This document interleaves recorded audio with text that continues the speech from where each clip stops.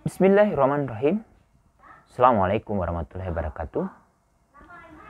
Pemirsa Layak TV, ayahanda dan bunda di mana saja berada. Alhamdulillah, kita masih diberi kesempatan oleh Allah untuk berbagi informasi mengenai konvensi hak anak.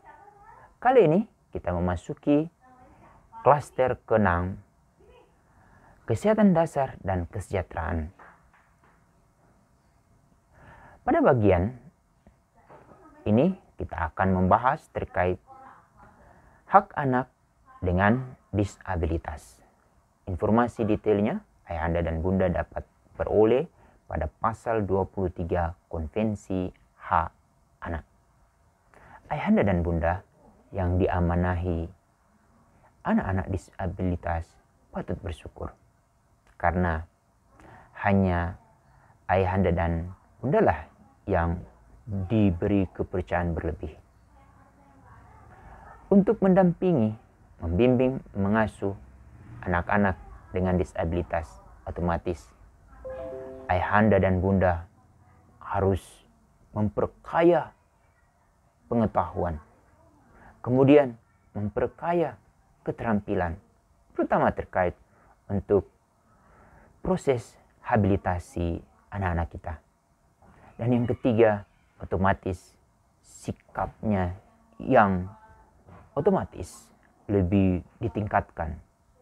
Tidak cukup hanya bersikap non-diskriminasi, kepentingan terbaik bagi anak, kemudian kelangsungan hidup anak, lalu memenuhi, mendengarkan pandangan anak. Tidak cukup, tetapi lebih luas lagi. Itu hal ini harus patut kita syukuri, dan semoga ayahanda dan bunda yang mendampingi malaikat-malaikat kecil di rumah tetap bersemangat. Bantu tetangga, bantu orang dewasa lain untuk sama-sama untuk tidak melakukan diskriminasi terhadap mereka, untuk menghargai mereka. Tidak cukup berempati, tetapi yang paling utama adalah memfasilitasi mereka dengan fasilitas-fasilitas yang berstandar desain universal, sebagaimana yang disepakati oleh para pemimpin negara dan kepala pemerintahan di New York pada saat meratifikasi konvensi orang-orang dengan disabilitas, termasuk anak di dalamnya. Dan konvensi tersebut juga telah diundangkan atau telah diratifikasi oleh pemerintah Indonesia. Untuk itu, mari kita bersama-sama untuk memberi akses kepada anak-anak disabilitas. Selalu muncul pertanyaan, kenapa harus ada fasilitas khusus di berbagai tempat umum, seperti di jalan, di gedung, lengkap dengan akses tangga, lift, toilet? Karena ada pemahaman yang harus kita bangun bersama-sama. Tidak selamanya orang-orang itu dalam kondisi tidak disabilitas. Kemungkinan besar setiap individu akan berpulang menjadi disabilitas. Antara lain disebabkan oleh mungkin kecelakaan atau berbagai hal. Jadi untuk itu, dengan menggunakan desain universal, akhirnya gedung-gedung, fasilitas-fasilitas umum, baik itu di tempat tinggal, tempat bermain, tempat belajar, tempat umum, semua harus ada fasilitas yang menggunakan desain universal. Apa maksud desain universal itu?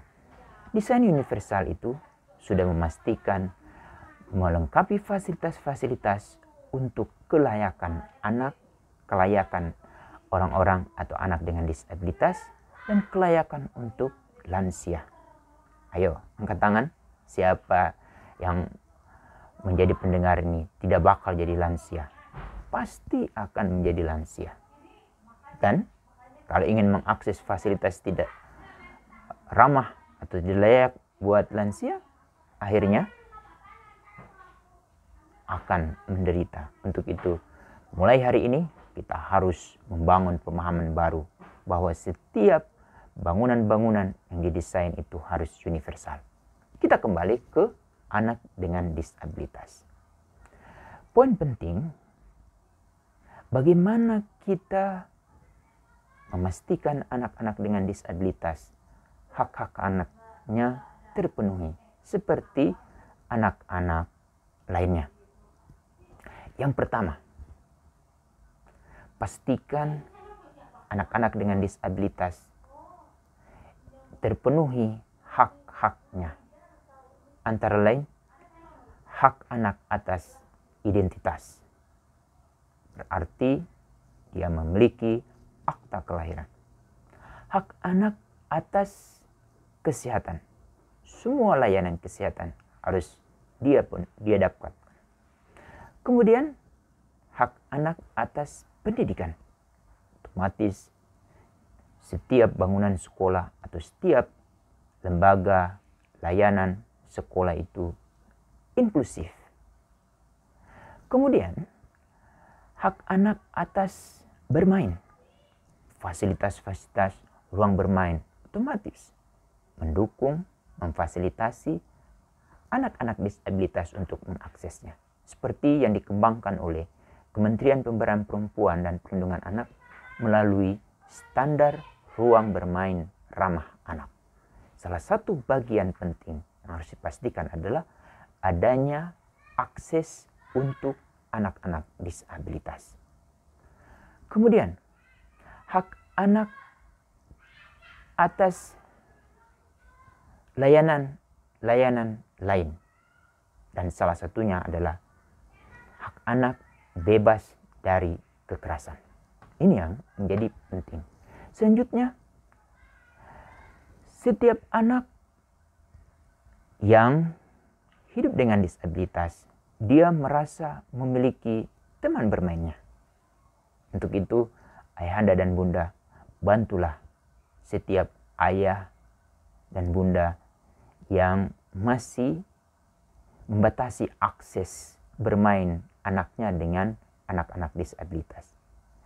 Beri mereka informasi, beri mereka pengetahuan yang banyak, lalu mereka latih. Sehingga pada suatu kesempatan mereka tidak hanya berempati, tetapi langsung ambil langkah-langkah untuk membantu anak-anak disabilitas sehingga dia mengikuti proses habilitasi. Setiap anak yang disabilitas mampu melakukan satu kegiatan, itu bahagianya tiada banding nilainya. Untuk itu, setiap ayah dan bunda yang memiliki anak, berilah akses kepada anak-anak disabilitas untuk bermain dengannya. Kemudian, guru-guru. Tidak harus setiap guru di sekolah itu memiliki pelatihan. Tapi sejak dari awal, kalau dia sudah menjadi guru, otomatis itu sudah memiliki prinsip yang dipegang teguh oleh Montessori, bahwa setiap individu itu memiliki kekhususan. Oleh Allah, itu ditandai dengan sidik jari. Jadi setiap anak itu memiliki keunggulan, termasuk anak disabilitas. Untuk itu, kita dampingi anak disabilitas sama seperti anak lainnya dengan pemahaman bahwa setiap anak itu memiliki keunggulan. Tinggal setiap keunggulan anak itu yang kita fasilitasi. Ini yang menjadi penting. Bagi polisi, bagi jaksa, bagi hakim, pada suatu waktu akan menemui, akan memproses anak-anak disabilitas apabila mereka berhadapan dengan hukum. Bantulah anak-anak disabilitas untuk melewati proses-proses dengan dilengkapi dengan fasilitas pendukung. Misalnya, Kalau anak yang tidak bisa berbicara karena dia tidak memiliki kemampuan, bantulah dengan penerjemah atau dengan dukungan lain, sehingga anak dengan disabilitas tidak merasa dirugikan. Dia justru mendapatkan keadilan.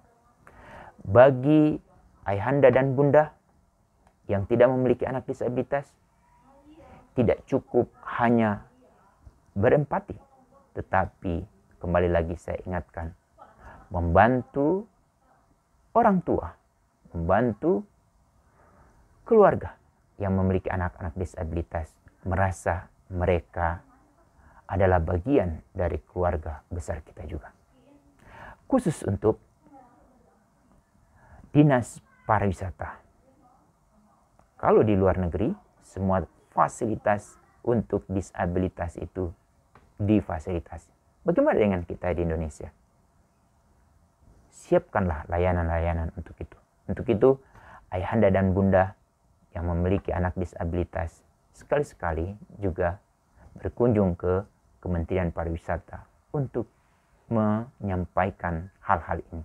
Sehingga setiap penyelenggara kegiatan kepariwisataan atau industri pariwisata sudah memperhatikan dan memfasilitasi anak-anak dengan disabilitas. Demikian, sesi ini memang agak sedikit panjang. Kita lanjutkan pada pembahasan lain masih dalam klaster kesehatan dasar dan kesejahteraan. Demikian, Assalamualaikum warahmatullahi wabarakatuh.